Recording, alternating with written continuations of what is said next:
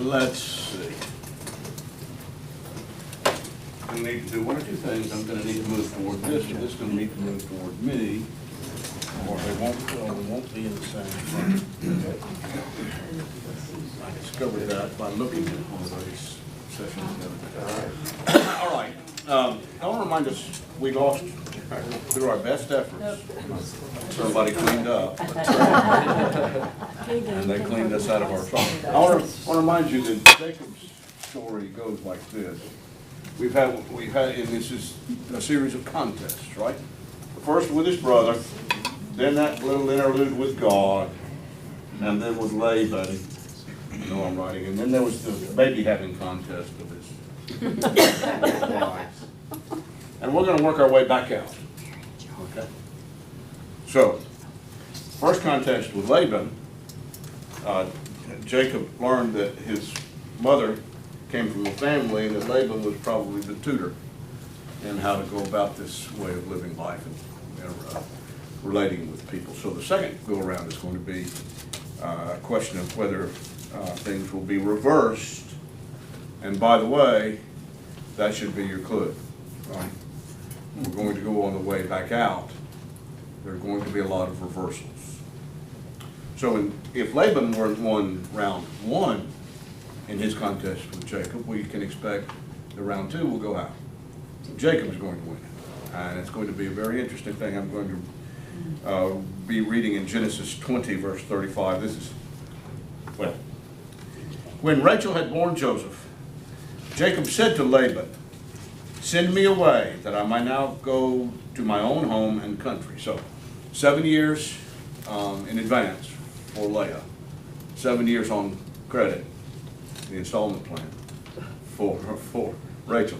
The 14 years have passed. These women have been having babies right and left. Jacob's got a passel of folks now. And he says, "My 14 years are up, I'm ready to go home." Laban said to him, "If you will allow me to say so, I have learned by divination that the Lord has blessed me because of you." Now this is an allusion to the promise to the patriarchs. "In and through you shall all the families of the earth bless themselves." So because just by having Jacob around, Laban has prospered. "Name your wages," Laban says, "and I will give it."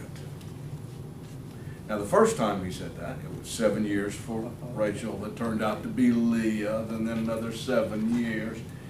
Do you see what's coming, potentially? Laban says, "You're a sucker. I think I can probably." And then Jacob behaves like a sucker. Jacob said to him, "You know, I've served you well, and I've taken care of everything," and I'm paraphrasing. But he says, I have 4 wives and by this time, 12 kids, and don't own a thing. I need to take care of that. Laban says, "I hear you. How shall we work this out?" Jacob says, "Let's do it this way.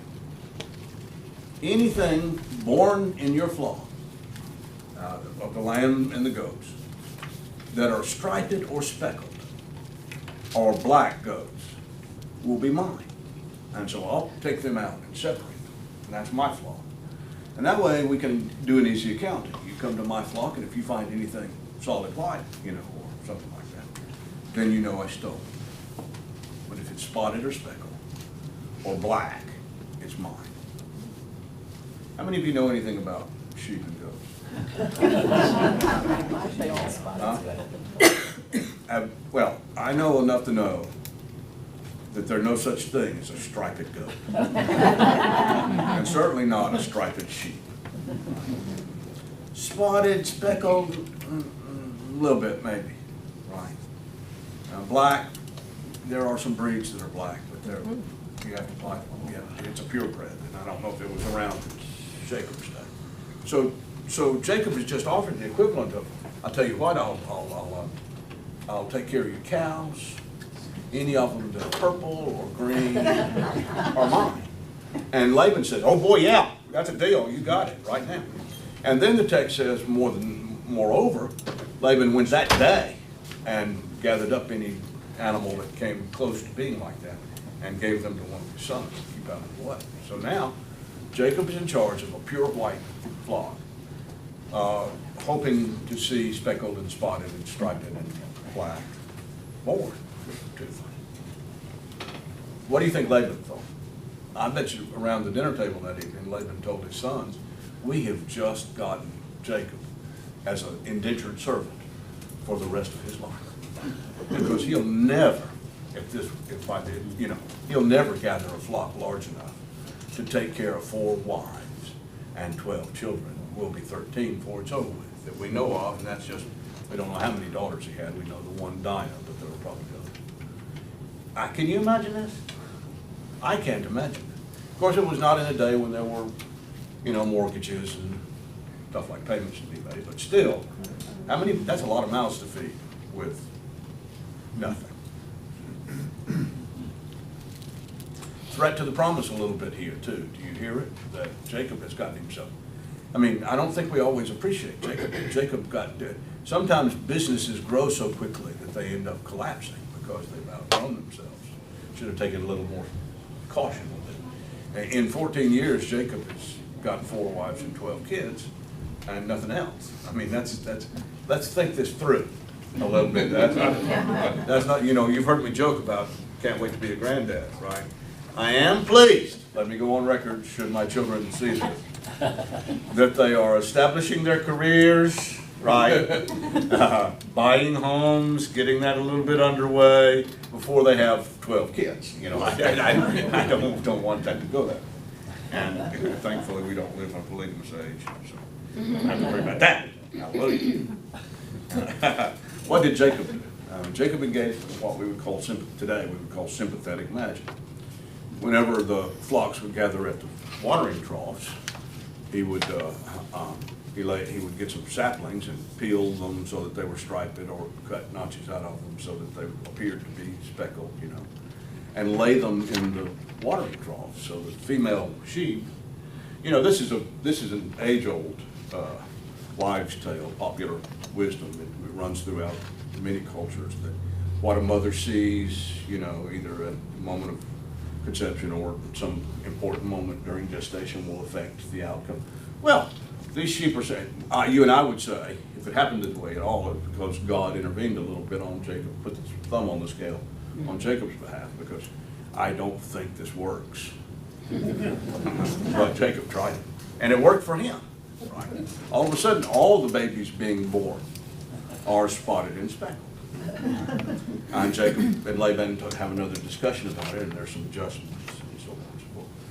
After a while, doesn't take long, the white flock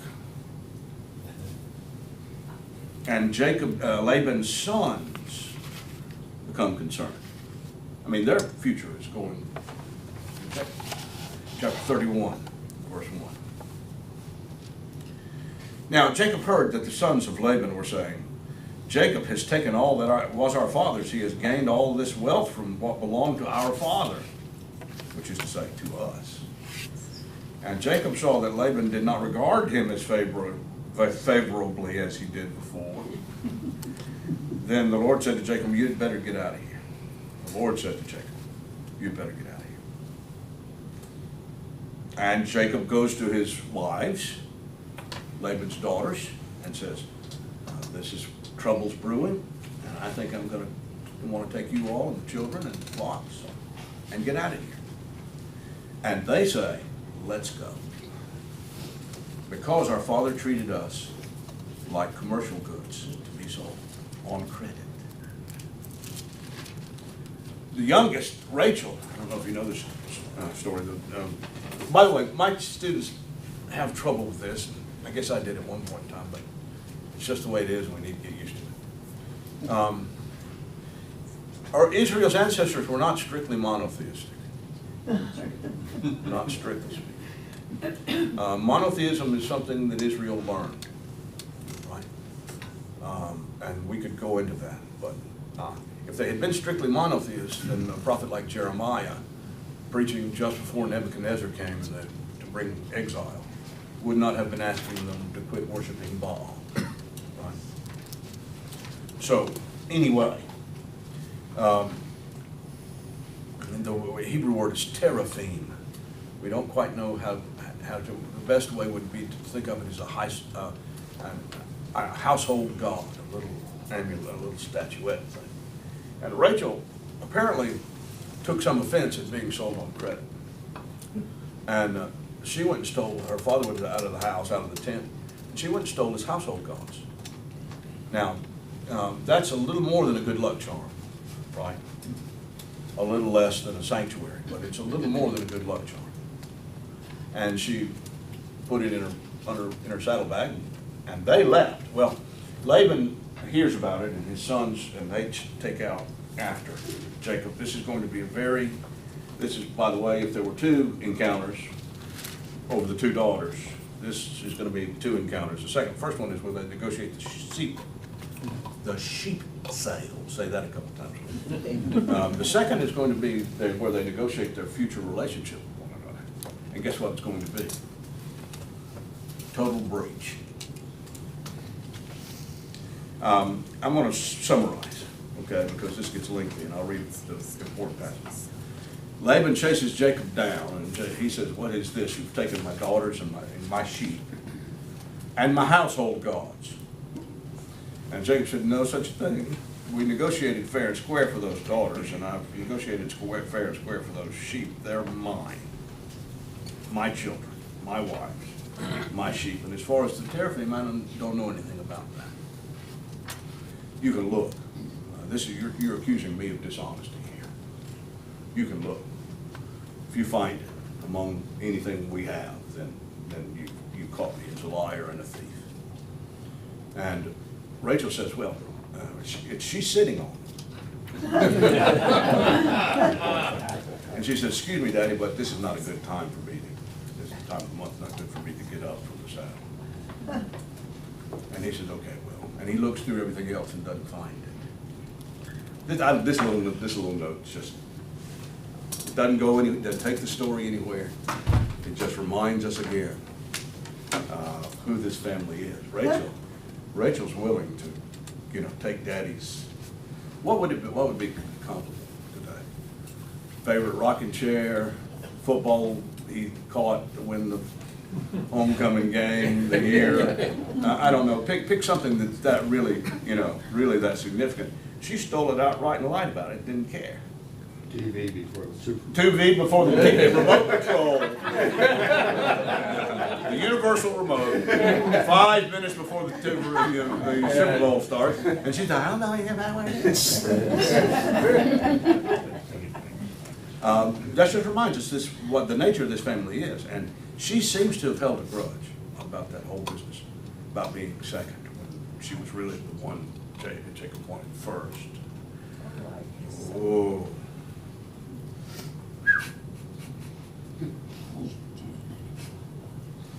So, I'm going to begin reading now in Genesis 31. By the way, Jacob gets mad, Laban gets mad, they yell at each other. "Change my wages 10 times, Jacob says. Laban says, "You're a thief."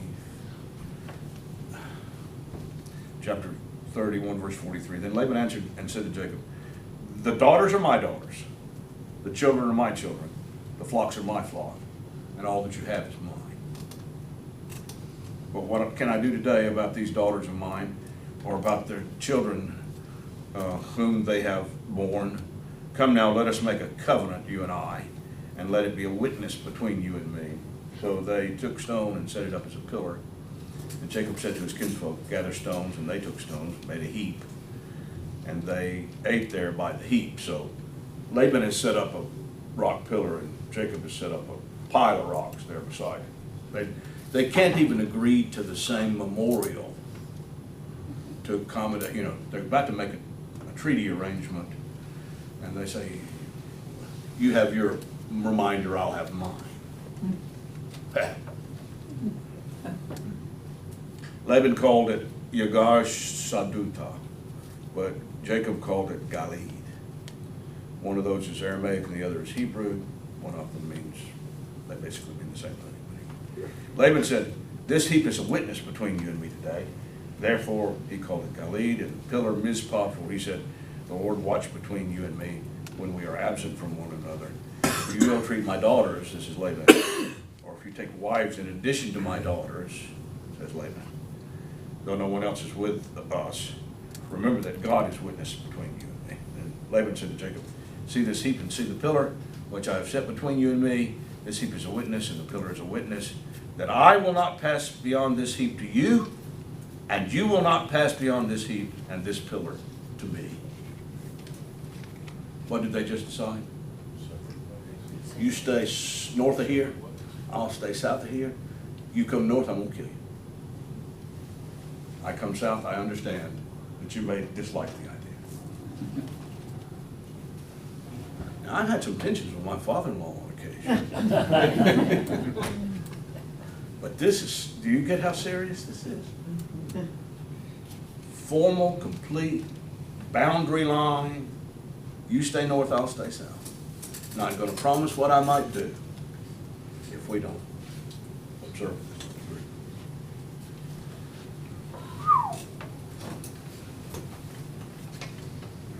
Well, round two with Laban. Who won? Jacob. Yeah, you could argue that in the sense that he's got his wives and a lot of wealth. Did he win entirely? Because? Gave up a bunch of land. And, furthermore, I mean, is it a good thing to have this sort of absolute and total break in a family relationship? To say, well, I'm going to get wealthy, I'm going to, and all that sort of, get the wives I want, the women I want, and the sheep I want, but in the time of it, I'm just going to absolutely and totally alienate my father-in-law from me and from his children and from his grandchildren. Is this a good thing? Yes. I found it rather amusing and interesting that in light of the circumstances, Right. when it's said that the Mizpah benediction has for years been used to... Watch between you and me? Yeah. Yes. Yeah, it doesn't mean the same thing as we. No. Oh, that's not the only biblical text that we'll find a verse and we like the sound of it and we take it and use it. If you go back and find out what it meant, we used the stuff from Ruth, you know, your God shall be my God and all that kind of stuff. That was between a daughter-in-law and a mother-in-law, and her husband was dead, and Yeah. they were pledging. She was pledging the loyalty to her husband's dead. Her dead husband's mother. Again, you know, I've had some tensions with my father-in-law. We've never set up a pile of rocks and said, you should. I love my mother-in-law, but I'm not going to pledge what Ruth pledged to Naomi. That's pretty ridiculous. Although it's used in wedding context, I always tell my students, is a reminder that a marriage is not a marriage just a marriage between two people. Is it? And if you can't say, at least to your mother-in-law, I love you because your daughter loves you. If you can't say at least that, then you got problems, right? And vice versa. So there we go. But chapter 31, verse 55, early in the morning, Laban rose and kissed his grandchildren and his daughters and blessed them. Then he departed and returned home. Wow. Very next chapter, only the third verse, 2 verses later. Jacob sent messengers before him to his brother. Look, what geographically, I'm going to draw the geographical circumstance here in the V. What has Jacob gotten himself into? Here's the sea, right? And up here is Syria, Haran. That's where Laban is. Can't go there. Over here is just pure desert. That's out of the question. Can't go north. That's ocean. That's desert. What's left? And a return to Egypt. no, Egypt's all the way over here. This is home. But who is down there? Who is down there still? Esau. So he's between, you've heard of being between a rock and a hard place. He's between Laban and Esau. And the Great Sea and the desert on either side. These are his only options. He just messed up north. Got to go south. There's no east or west. South is Esau. So what does he do? What would you do if you were Jacob? You try to undertake the measures. Jacob sent messengers before him to his brother Esau in the land of Seir. Seir is kind of over here. instructing them, thus you shall say to my brother, to my lord Esau.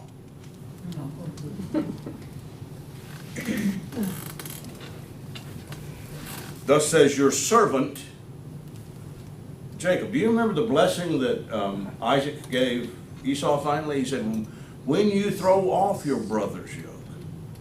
Right? Now here's the question. Round one all went to Jacob. How do things stand now? We discover, by the way, the blessing to Esau had been that he would be a man of the sword, live by, and we discovered that he has an army, a personal army of about 600. Now that doesn't sound impressive today. In those days, that's a world-class fighting force. Right. What does Jacob have? 4 wives, 12 children, and a bunch of sheep. How many men on horseback?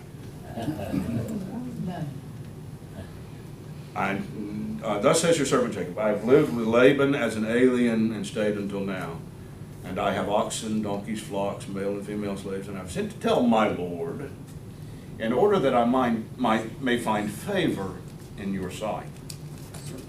The messengers returned to Jacob, saying, we came to your brother Esau, and he is coming to meet you. And 400 men are with him.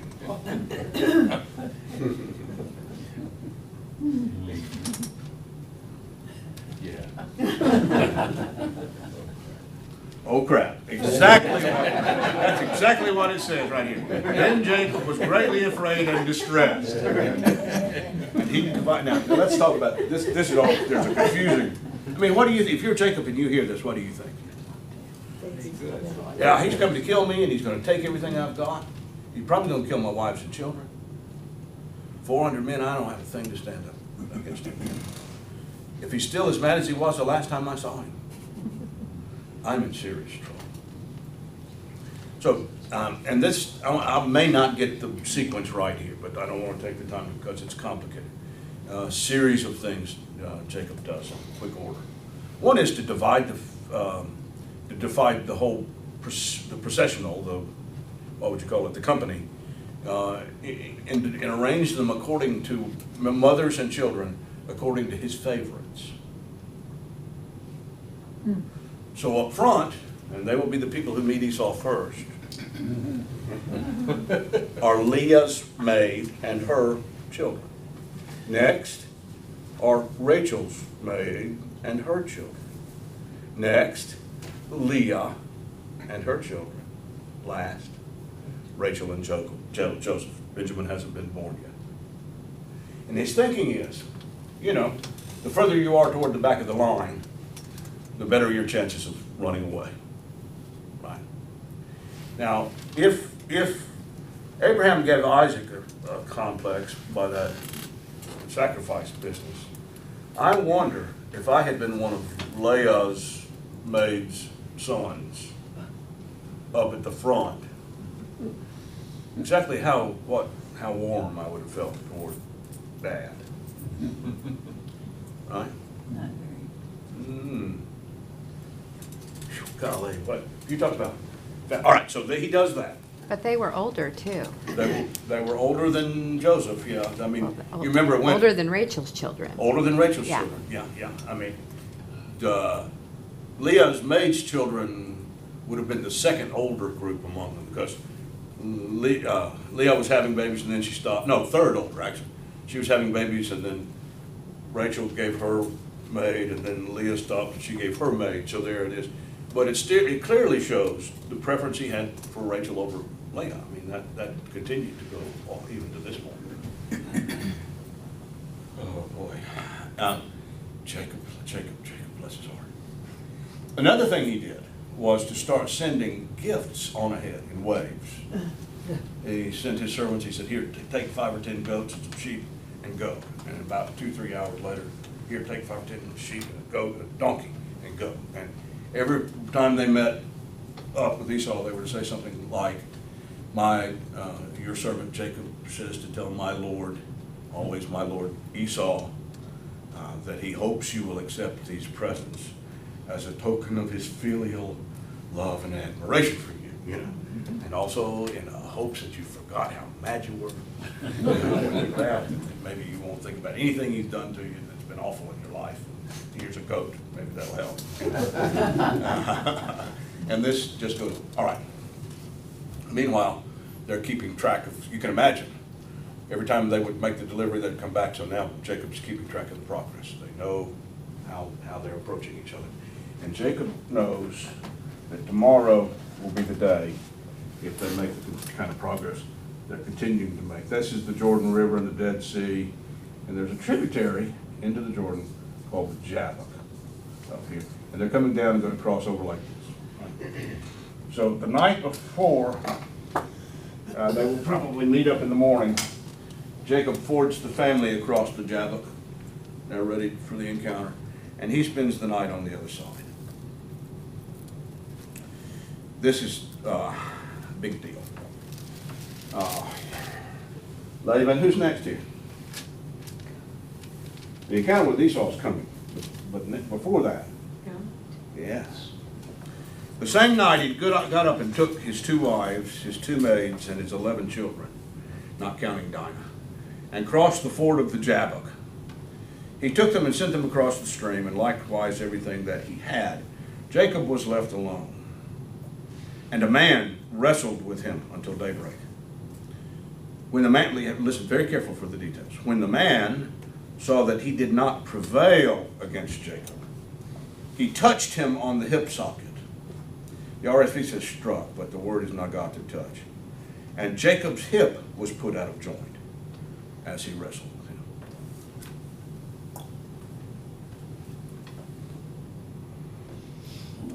Then he said, "Let me go, for the day is breaking." But Jacob said, "I will not let you go until you bless me."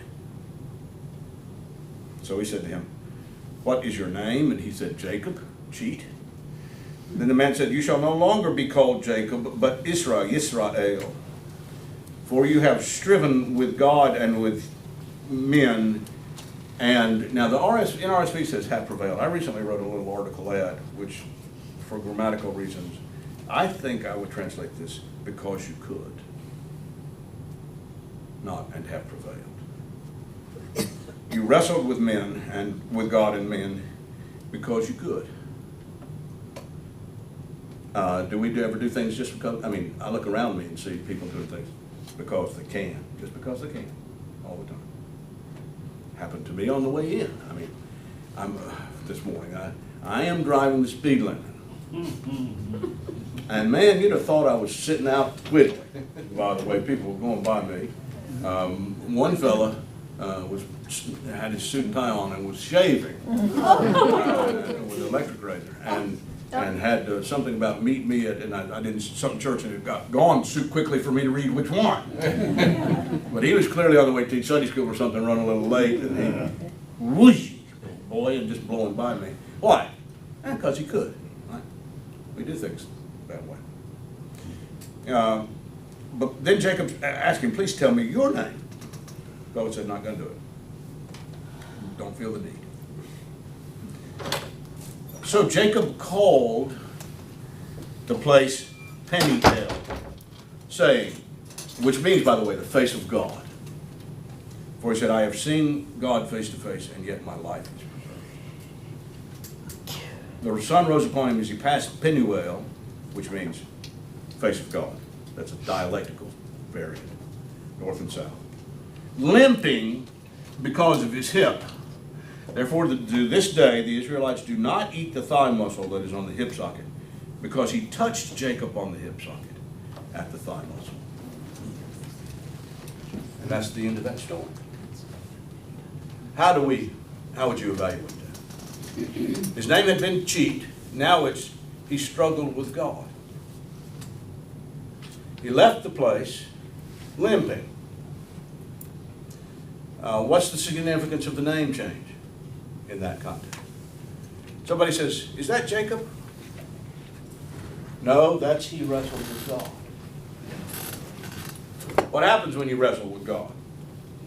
Jacob, you may still be alive, but you're probably going to leave with a limp. Did he get what he wanted? He got a blessing and a name change. But he didn't get the kind of power. He didn't learn the name. He didn't prevail over.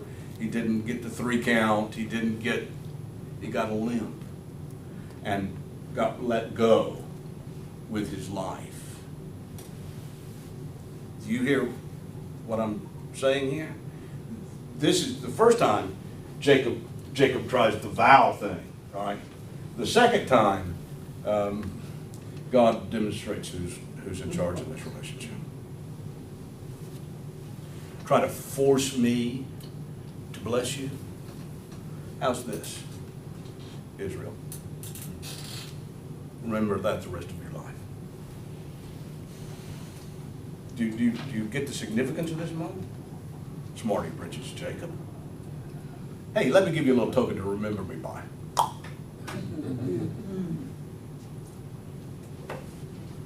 Daddy, how's your hip? Well, it still hurts.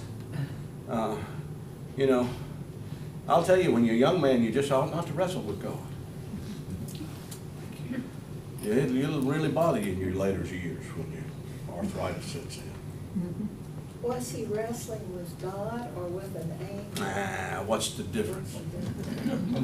Well, He thought he the angel, when he saw the angels climbing up the Right, ladder. right. That was. Yeah, I mean, here we get into, the text is ambiguous. Jacob thought he was wrestling with God because he named it, I have seen God face to face. I don't care whether it was God or a representative of God. God's representative represents God. And Jacob thought he was wrestling with God. Whether it was an angel or God himself, this was a contest between Jacob and God, or God's representative, which is the same thing. And would you say that Jacob won or lost? I would say that Jacob survived. And that's about it. Which turns out to be a little bit of a foreshadowing. Because the next morning is the encounter with Esau.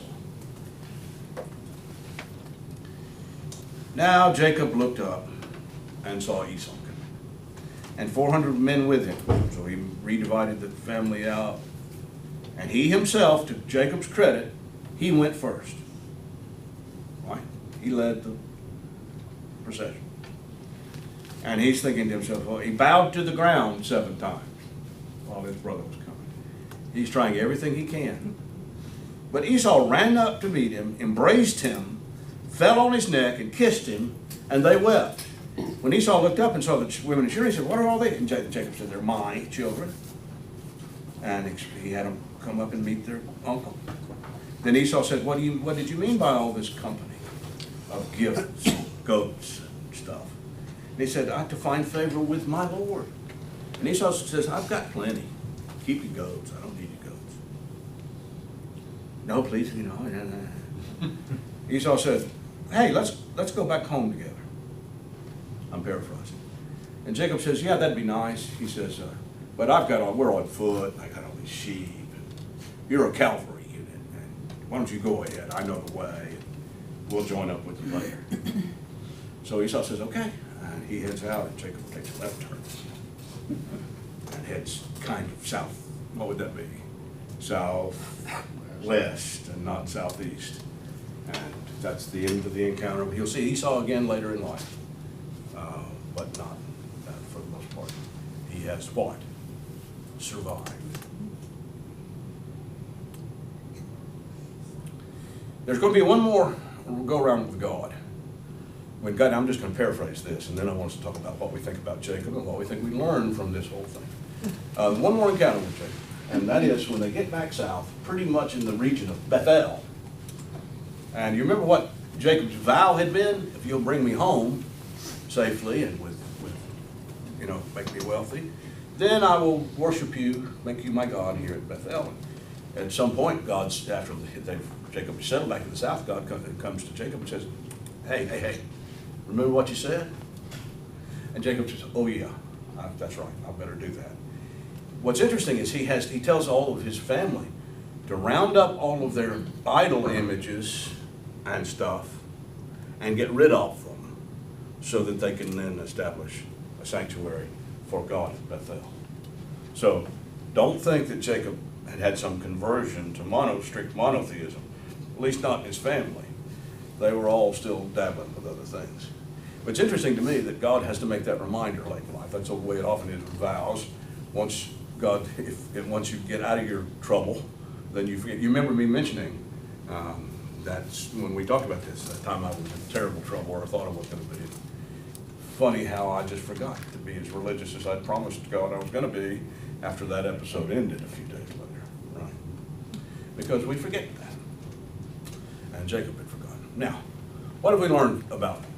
What have we learned from Jacob? One is that, yeah, you can do all these things, but you end up being a pariah in your own family. You end up damaging severely all of your most important relationships, even the one with God.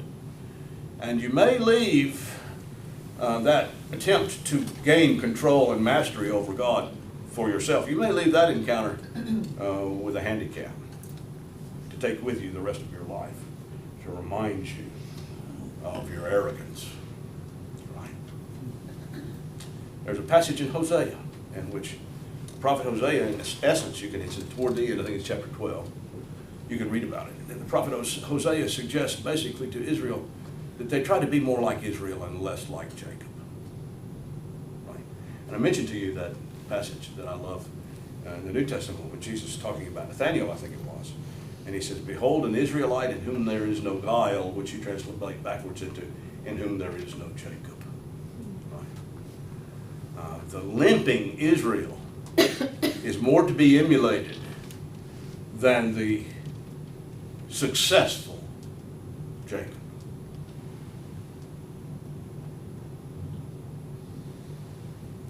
All right, questions or comments? It seems as if Esau's acceptance of Israel, Jacob, Yes. was a lot like how the father welcomed the prodigal home. Say that again now. Israel's It seems somewhat like how the father welcomed the prodigal son home. You know, Yeah. and he showed you. Yeah, let's do that. That's a good, you bring up a good thing. Now, let's do that too. We focus a lot on Jacob because we ought to. But let's do a quick character study of Esau. Who does your sympathy go out toward in this story? Esau. Yeah. He apparently has forgiven and forgotten without being asked to, by the way.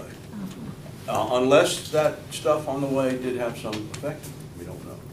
But he jumps off the horse and runs up and hugs his brother's neck, cries, and all of that stuff that seems to be a genuine expression of brotherly love, doesn't it? Jacob, in the meanwhile, I have a lot of sympathy for Esau.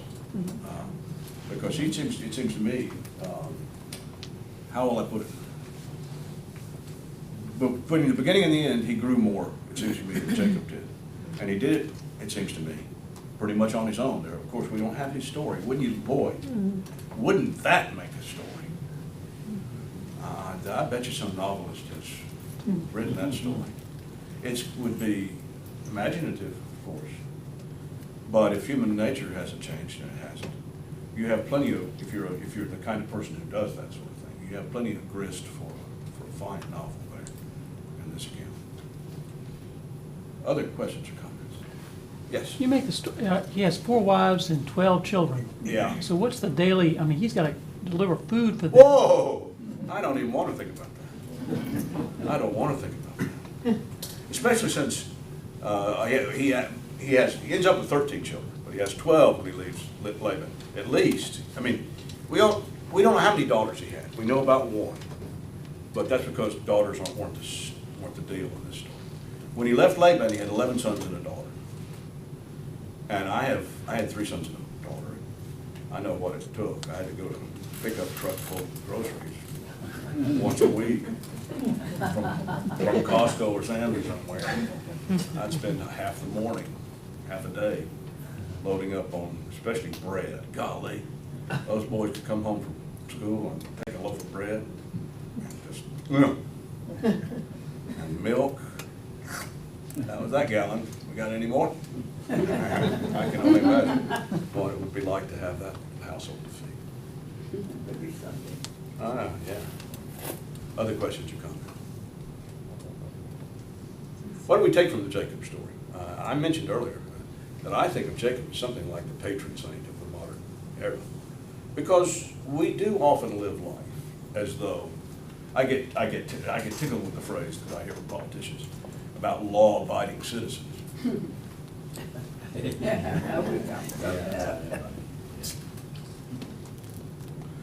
Most of us abide the laws that are really big, or that we are afraid to get caught on, or afraid we will get caught on, but just on the highway, as I mentioned, on the way in this morning. Everybody else on the highway but me was not law-abiding, best I could tell. And I have unbidden the law on occasion when it comes to driving on the highway, I must say. I can't be pharisaical, but Lord, I'm thankful that I am a completely law-abiding American citizen, and sorry for these others who are not. So I resubmit to you that our era, the motto of our age is, if you can get by with it, why not? And Jacob is our patron saint.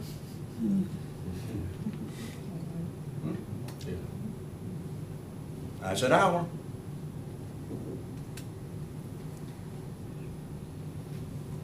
Yes. Fast forward to 2000. Right. 21st century. Right. It's dangerous, but does this mean the same thing is going to happen again? I mean, one of the things about the Bible, and this applies, I think, to any literature that's true, any philosophy that's true, any music that's beautiful and meaningful. I do not believe that human beings have changed significantly since. I do not believe that they shall anytime soon. I do not believe that God has changed. Therefore, these kinds of things, I'm not talking about this as a type for predicting some kind of behavior. I'm not talking about some allegorical thing. I'm saying that this is true of human nature and that these kinds of things play out. I don't know how many people have 4 wives and 12 children quite like this, but the dynamics between Jacob and Esau in this story play out. Lord, the dynamics between Isaac and Rebekah as parents and their favoritism toward children, how many times? How many Jacobs are there who do, as I said, what they can because they think they can get away with it in the world we live in? How many have there been since Jacob? Scores, thousands, scores of thousands, scores of millions, probably. How many will there be after us? Oh, it'll continue. So my thinking is, that's part of what makes it true. It's true because it's gnomic or universal. Right? Yes? Seems curious, inscrutable, that God chose such a, when given choices between Esau and Jacob, he chooses the flawed one for his story to go forward. Well, I think this is one of the interesting things about the Jacob part of the patriarchal argument. Remember, he chose Abraham for no good reason. Right? Isaac was the only one after Sarah got rid of Ishmael. Now that already gives us a clue that God allows the people in the story to be full partners. So how did it come to be Jacob, who was the avenue through whom the blessing, the patriarchal promise was continued? That came, if you read the story, not by God's decision, but by Jacob's manipulation and Isaac's blessing. And God, as he did when Ishmael was born, right? God said, okay, we don't know but what God might have said. Not the way I would have done it, but you guys say so, I'll go with that. We don't know that that's not the case. And we do know, however, that Esau, as a descendant of Abraham, for example, continued to be under the blessing of God. Matter of fact, later on in the book of Deuteronomy, when Israel is coming in to take possession of the promised land, you remember that story? God says to them, you can go through Edom, but don't mess with them. Don't bother them. Don't harass them, because they are Esau's descendants, and I have my relationship with them. Do you follow what I'm saying? So in Deuteronomy, God says, okay, don't mess with these folks. I know who you are, but you might have forgotten that I have a relationship with them too, and I don't want you stomping on that. So there are a lot of things in the Bible that are about God's ability to manage more than one plot line at the same time. Okay. Right. Other questions? Couldn't there have been more than just Jacob, and he's the one we know about? Because I Sure, I mean, that's part of Jacob's out there. That's part of what part of this message. Yeah, part of what I wanted to do. Another passage that bears consideration in this regard is Amos chapter 9, verse 7, in which God is asking through the prophet some rhetorical questions to Israel. He says, yeah, I brought you out of Egypt, but didn't I bring Philistia up from Caphtor, and I forgot who, somebody else up from somewhere else. And it stops there. But those questions suggest that, yes, those of us who stand in this tradition know the story of God with God's people, Israel. That does not mean that God has not had a history of relationship with I started that sentence as a double negative, and I don't know how that does not mean, well, you know what I'm saying. Okay. Does that exclude God from having had a relationship with some other people about whom we do not know? Because we're not part of it. I would be surprised if that weren't the case, to tell you the truth.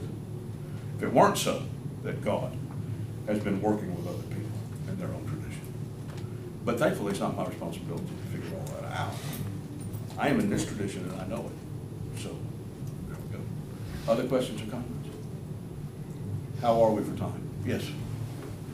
Everybody, please. Do you know if the story of Jacob and Esau was written in the time when they lived? I know that it was not. All right, let me set the parameters that govern the answer to a question like that, okay? They are, for example, that the Bible is written in Hebrew, right? Between the time of the events and now, or even Hosea's day, the Israelites will have been in Egyptian bondage.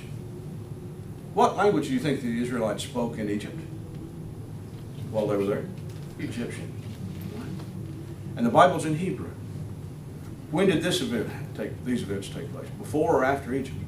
Before Egypt.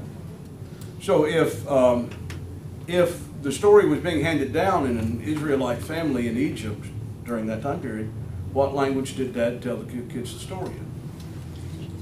Egyptian. It's written in Hebrew. So already, you can speculate what all took place to get from one language to the other, but languages are so much a part of my life that I know when a story goes through one language and then comes out in the third. Okay. Right. Well, what I'm really wondering is why the later Hebrew writers chose to be descended, their civilization to be descended from. Well, they wouldn't have chosen it. They would have heard it from. It's just been passed down. Oh yeah. Oh yeah. Okay. That would have been. There's every indication that these stories, not every word, not every verse, but the core of every one of these stories was oral, oral, not literary.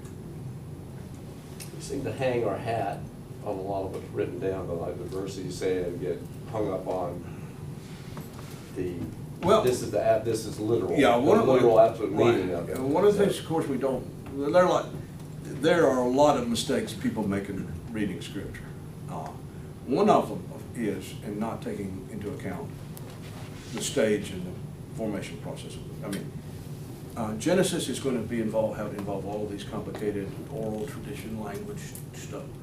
Paul's letter to the Romans does not, right? Paul wrote that. carefully. It was written. He thought it through. So I don't mean to suggest that there are two levels of inspiration or two levels of biblical authority. But the way you go about reading Romans and the way you go about reading Genesis needs to be different. Everybody with me? If it's not different, you're headed for some trouble.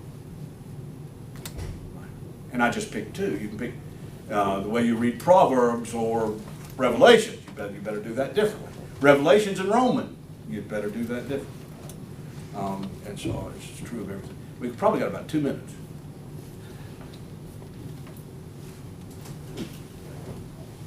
Let me wrap this up by saying, as I always tell my students and tell anybody I talk to, we go to the Bible. Here's one of the differences. We go to Paul to hear what his theology of salvation by grace is through Jesus Christ, and we want doctrine. You read these stories, you're reading about how God sticks in there with people who really can mess it up. Right? And I don't know, between Abraham, Isaac, and Jacob and their wives and sundry, if you don't identify with one of them as from somebody who reminds you a little bit of you, then you're probably not being honest with yourself. Right? Do you hear me? Yeah.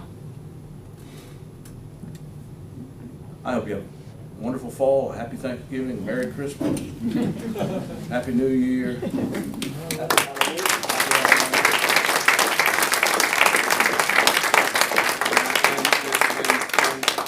Join me in looking forward to sabbatical.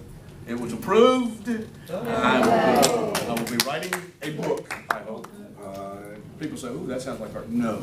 For someone like me, that's like a vacation to Paris. I get to be in my office, pretty much undisturbed. My office at home, pretty much undisturbed, doing what I like to do. How long? How long will the book be? No. I get a year. It begins, I finished teaching this academic year out, and I have the academic year 17, 18, is that right? What's the book about? Yeah.